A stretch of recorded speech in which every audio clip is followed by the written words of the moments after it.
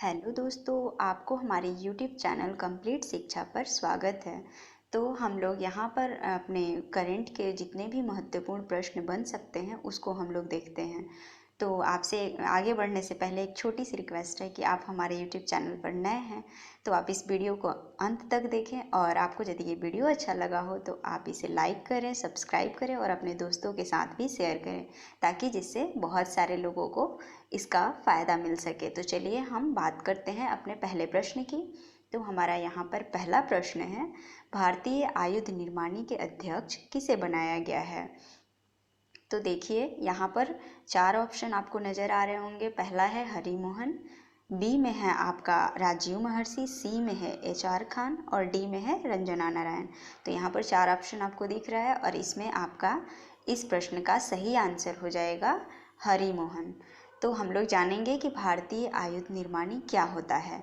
तो देखिए, ये भारतीय आयुध निर्माणी जो है वो भारत की एक औद्योगिक संरचना है जो कि भारत के रक्षा मंत्रालय के अंतर्गत आता है, जो रक्षा उत्पादन करता है, जैसे कि बम बनाना हो गया, मिसाइलें बनाना हो गया, इन सभी चीज़ों के, जिससे कि भारत की जो रक्षा प्रणाली हो वो मजबूत हो, इन सभी चीज़ों के लिए इसका गठन किया गया है। और इसकी जो स्थापना हुई थी वो 1954 में किया गया था। 1954 में इसकी स्थापना 1954 में किया गया। और इसका जो हेड क्वार्टर है वो आपका कोलकाता में है। और पूरे देश भर में ऐसे ऑर्डिनेंस फैक्ट्री, जो ऑर्डिनेंस फैक्ट्री बोर्ड है उसके 41 ऑर्डिनेंस फैक्ट्री बनाए जा चुके हैं हमारे देश में। पूरे जो आयुध निर्माणी है वो 41 है, उसकी संख्या 41 है। और देखिए यहाँ पर अभी ये फ़िलहाल में बहुत ही न्यूज़ में रहा था हाल ही में, क्योंकि इसने क्या किया था कि कोविड-19 से बचने के लिए फुल बॉडी सूट बनाया था हमारे डॉक्टरों के लिए। तो इसलिए ये फ़िलहाल अभी न्यूज़ में भी था। तो आप ज़रूर इसके बारे में सुने होंगे यदि आप डेली करंट अफेयर्स के सीरीज़ को देखते होंगे तो चलिए हम एक प्रश्न से इतने सारे नॉलेज को, एक्स्ट्रा नॉलेज को गेन करते हैं। तो हम अब बढ़ते हैं अपने अगले प्रश्न की तरफ। तो हमारा अगला प्रश्न है यहाँ पर, दक्षिण एशियाई खेल 2019 किस देश में हुआ? दक्षिण एशियाई खेल जो 2019 के दिसंबर में जो हो रहा था वो कहाँ पर हो रहा था? तो यहाँ पर आपके पास 4 देशों का ऑप्शन है। पहला है आपका भारत, दूसरे में है भूटान और तीसरा है बांग्लादेश, चौथा है नेपाल। तो यहाँ पर आपका सही आंसर हो जाएगा नेपाल। और नेपाल में भी कहाँ पर हो रहा था? तो नेपाल की राजधानी काठमांडू और वहाँ का एक जगह है पोखरा, वहाँ पर हो रहा था। देखिए, ये इसका 13वां संस्करण था, 13th ये सेशन इसका हुआ इस बार 2019 में। और इसका जो विजेता देश रहा वो कौन सा रहा? तो वो आपका भारत विजेता रहा। कितने मेडल के साथ? तो ये आपका 312 मेडल के साथ 312 मेडल जीता था पूरा, और उसके साथ ये टॉप पर रहा, इंडिया जीत गया। और देखिए इसमें और कितना ये 312 टोटल मेडल जीता, इसमें इसने 173 गोल्ड मेडल जीता और 93 जो था सिल्वर मेडल था, और बाकी जो थे वो ब्रॉन्ज मेडल थे, मतलब 45 जो थे वो ब्रॉन्ज थे। तो इतने सारे मेडल्स के साथ इंडिया विजेता रहा दक्षिण एशियाई खेल का, जो 13वां हुआ था आपका नेपाल के काठमांडू और पोखरा में। और इसका शुभंकर जो था वो ब्लैक बग था। ब्लैक बग एक लुप्त प्राय प्रजाति है, जिसके लिए ये मतलब उसका शुभंकर वैसे ही रखा जाता है, जो लुप्त प्राय प्रजाति होते हैं उसको बढ़ावा देने के लिए, उसकी जागरूकता के लिए। और इसमें जो जो देश शामिल हुए थे इस खेल में वो थे आपके जितने भी सार्क के जो कंट्री हैं, सार्क में कितने देशों की संख्या जो है, सदस्य देश जो हैं वो दक्षिण एशियाई खेल में भाग लिए थे। तो सार्क में मेंबर कंट्री कितने हैं? तो 7 हैं। तो 7 देशों ने दक्षिण एशियाई खेल में भाग लिया था, जिसमें आपका भारत विजेता रहा था 312 मेडल के साथ। तो चलिए, एक प्रश्न से इतना एक्स्ट्रा फैक्ट्स हम लोगों को पता चलता है। तो अब हम लोग बढ़ते हैं आगे अपने अगले प्रश्न की तरफ। तो यहाँ पर आपको अगला प्रश्न स्क्रीन पर दिख रहा है, जो है आपका कि किसे G20 देशों का अध्यक्ष बनाया गया है? G20 देशों का अध्यक्ष किसे बनाया गया है? तो देखिए, G20 जो ग्रुप ऑफ 20s होते हैं उसके जो मेंबर जो बना है अभी इस बार का अध्यक्ष जो बना है वो कौन सा देश है। तो आपको ऑप्शन में दिख रहा है कि पहला ऑप्शन है आपका अमेरिका, सेकंड ऑप्शन है आपका जापान और तीसरे ऑप्शन पे है आपका सऊदी अरब, सॉरी यहाँ गलती से हो गया है, सऊदी अरब होगा, और आपका चौथे ऑप्शन में है चीन। तो यहाँ पर आपका सही आंसर क्या हो जाएगा, तो यहाँ पर जो अध्यक्ष बनाया गया है वो सऊदी अरब को सी जाएगा आपका सऊदी अरब। तो इसका सही आंसर होगा सऊदी अरब। सऊदी अरब को G20 देशों का अध्यक्ष बनाया गया है 2020 के लिए। और ये किसके सिफारिश पे बना है, तो शिंजो आबे के बारे में आप जानते हैं कि वो जापान के क्या हैं, प्राइम मिनिस्टर हैं। उनके सिफारिश पे, क्योंकि अध्यक्षता उनकी ही थी, तो उनकी सिफारिश पे ये सऊदी अरब को मिल गया है ये अध्यक्षता। और इसका जो अभी बैठक होने वाला था वो भी हो चुका है, जो कि 26 मार्च को किया गया, लेकिन वीडियो कॉन्फ्रेंस के थ्रू, क्योंकि आपको पता है कि जो कोविड-19 वैश्विक महामारी फैली हुई है, जिसके कारण कोई भी देश अपने यहाँ या फिर कोई भी दूसरे जगह पे जा नहीं सकता है। ये एक वैश्विक महामारी बन चुका है इसलिए, और ये बहुत ही घातक भी है। तो देखिए, इसलिए जो हुआ वीडियो कॉन्फ्रेंस हुआ वो 26 मार्च को किया गया, और उसमें उसका जो मेज़बान देश रहा, आपका अध्यक्ष देश रहा, वो सऊदी अरब रहा। और हमारे यहाँ इंडिया से उसमें किसने पार्टिसिपेट किया, तो वो थे हमारे प्रधानमंत्री नरेंद्र मोदी। अब बात करते हैं G20 देशों के बारे में। तो G20 देश से ही पता चल रहा है हम लोगों को कि ग्रुप ऑफ 20, इसका मतलब कि 20 देशों का समूह। तो इसमें 20 देश नहीं हैं, इसमें टोटल देशों की संख्या कितनी है, 19 है, 19 देश है। और एक है आपका यूरोपीय संघ। एक कौन है, यूरोपीय संघ जो है। तो इसमें ऐसे मिलाकर ये आपको हमेशा ध्यान रखना होगा, क्योंकि इसमें हमेशा ये चीज़ पूछा जाता है और ये इम्पॉर्टेंट भी हो जाता है। क्योंकि G20 से हमें लगता है कि 20 देशों का समूह है, लेकिन यहाँ देशों की संख्या 19 है, और एक जो है यूरोपीय संघ जो है इसको शामिल किया गया है। तो आपसे एक अगला प्रश्न है कि क्या G20 देशों में भारत इसका सदस्य देश है। तो हाँ, भारत इसका सदस्य देश है, मैं ही आप लोग को बता दिए। अब देखिए, G20 देश क्यों बनाया गया और इसका क्या ज़रूरत है। तो यह एक अंतर्राष्ट्रीय वित्तीय स्थिरता को बनाए रखने के लिए बनाया गया है। ये क्या करता है, ये जितने सारे भी इसके मेंबर्स कंट्री हैं उसमें ये आर्थिक सहयोग प्रदान करता है, सबको आर्थिक सहयोग देता है जिसको जिस तरीके की ज़रूरत होती है। और इसमें जो 7 होते हैं, 7 जो होते हैं वो G7 के जो वित्त मंत्री होते हैं वो 7 होते हैं, बाकी के और अदर्स कंट्री के वित्त मंत्री होते हैं। तो एक प्रश्न से इतना। अब हम लोग बढ़ते हैं अपने अगले प्रश्न की तरफ। तो हमारा अगला प्रश्न है यहाँ पर, देखिए, भारत के नए कंट्रोलर जनरल अकाउंट्स कौन बने। यहाँ पर हमारा प्रश्न है, भारत के नए कंट्रोलर जनरल अकाउंट्स कौन बने हैं। तो पहला ऑप्शन है आपका राजीव महर्षि, दूसरा ऑप्शन है सोमाराय बर्मन, और तीसरे ऑप्शन है आपका टोनी जोसेफ, और चौथा ऑप्शन में है आपका HR खान। तो यहाँ पर देखिए, नए कंट्रोलर जनरल अकाउंट्स CGA की बात कर रहा है, तो यहाँ आपका सही आंसर हो जाएगा सोमाराय बर्मन। सोमाराय जो बर्मन हैं उनको अभी कंट्रोलर जनरल अकाउंट्स के रूप में उनको नियुक्त किया गया है भारत का। और देखिए, CGA से ही रिलेटेड एक और आपको मैं नाम बता देती हूँ, कैग, जो कि कैग के नाम से जान CAG। अब CAG भी और CGA ये दोनों एक दूसरे से रिलेटेड हैं, तो इसके बारे में हम लोग जानेंगे, लेकिन पहले जानते हैं हम लोग CGA के बारे में। CGA जो है कंट्रोलर जनरल अकाउंट्स, इसकी स्थापना जो हुई थी वो 1976 में हुआ था। और CAG कंट्रोलर ऑडिटर जनरल, इसकी स्थापना हुई थी आपका 1858 में। तो अब हम लोग बढ़ते हैं अपने अगले प्रश्न की तरफ।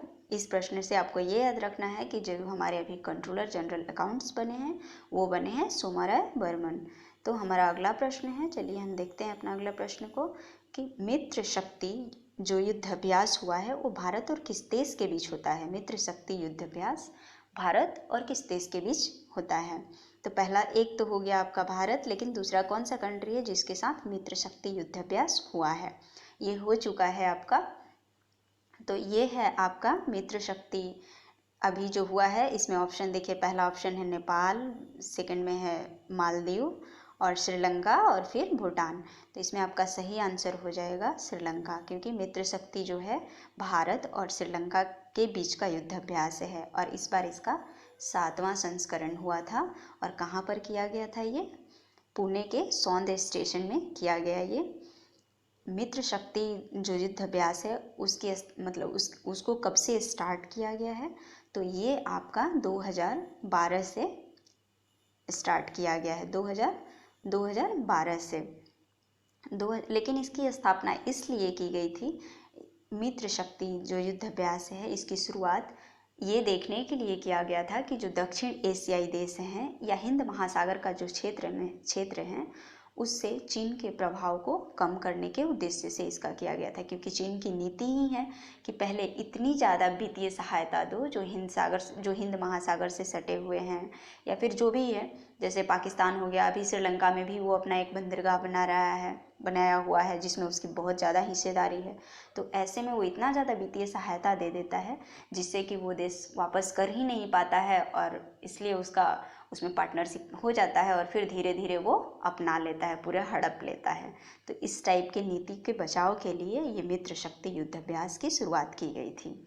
तो इस प्रश्न से बस इतना ही। हम बढ़ते हैं अपने अगले प्रश्न की तरफ। तो हमारा अगला प्रश्न है यहाँ पर, एडीबी के नए अध्यक्ष कौन बन गए हैं?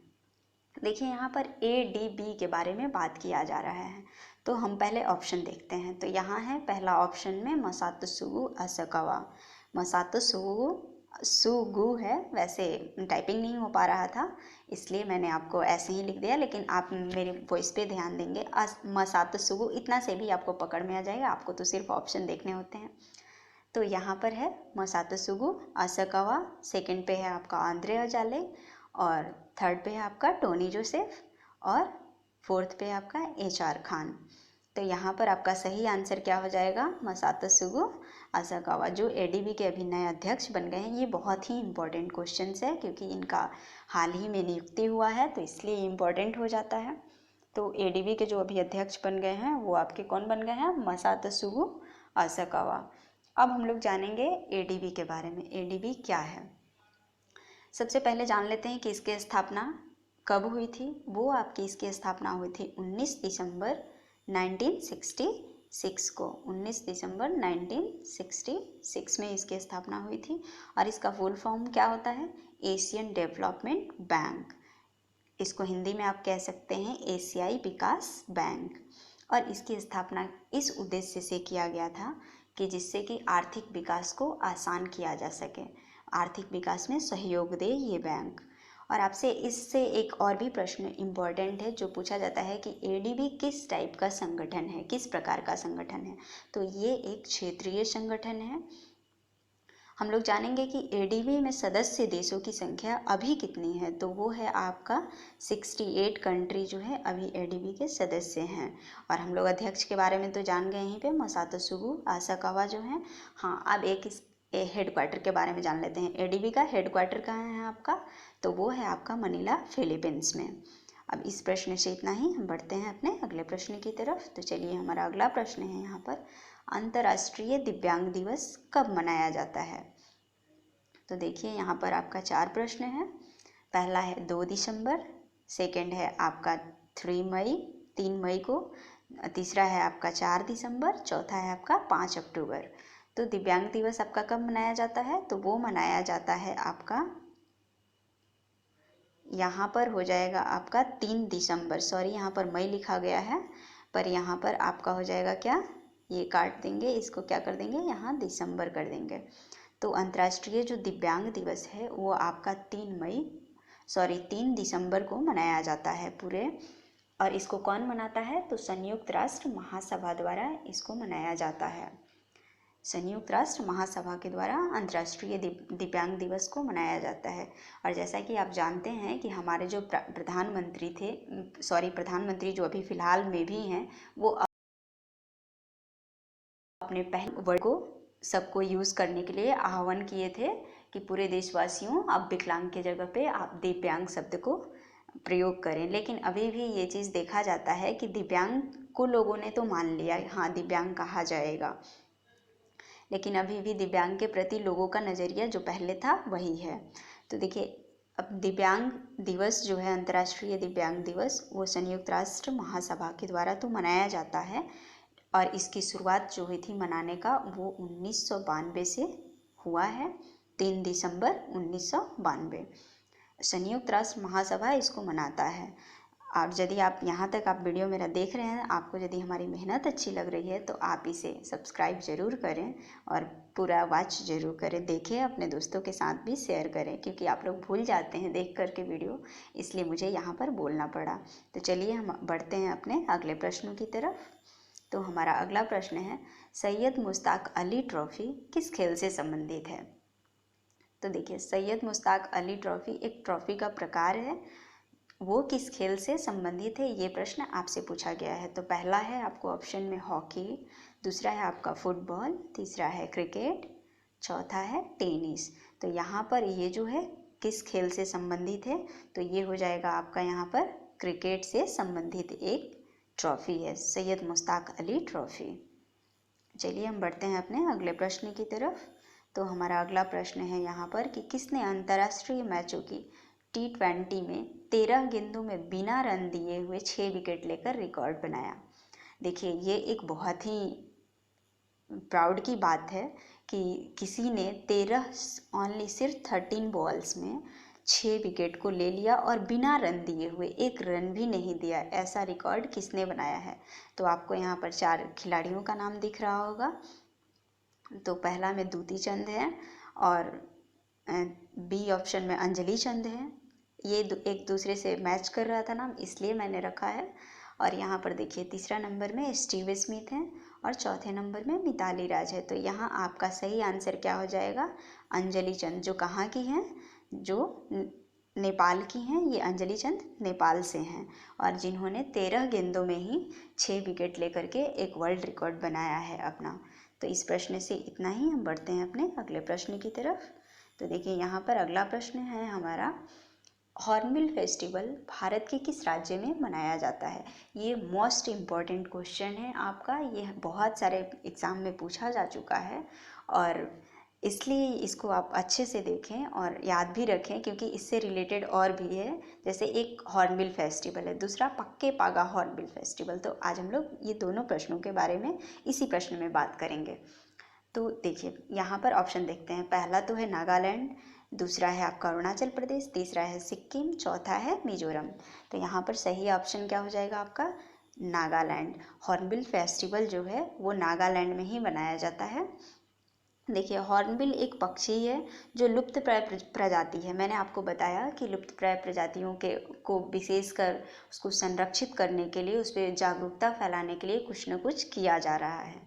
तो इसलिए ये जो नागालैंड में हॉर्नबिल फेस्टिवल मनाया जाता है, हॉर्नबिल के प्रति लोगों की जागरूकता को बढ़ाने के लिए।